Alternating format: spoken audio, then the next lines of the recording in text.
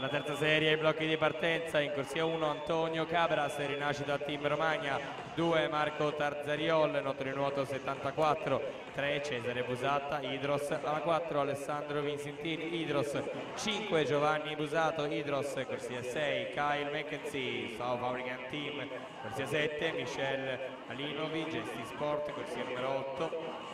Alessandro Di Marco Cussudine.